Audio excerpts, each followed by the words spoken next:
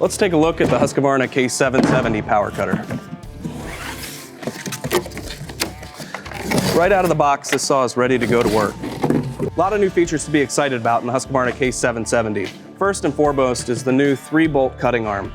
This cutting arm is extra reinforced over previous versions. In addition, it offers SmartTension, a new way to easily tension your blade out on the job site.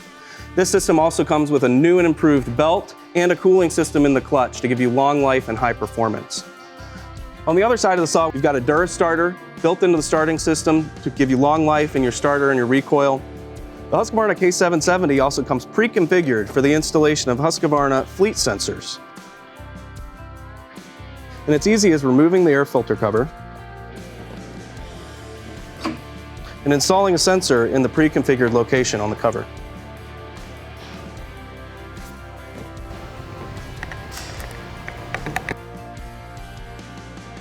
And then you're ready to go to work with Husqvarna Fleet Services. Then choose your favorite Husqvarna diamond blade and affix it to the saw using the supplied wrench.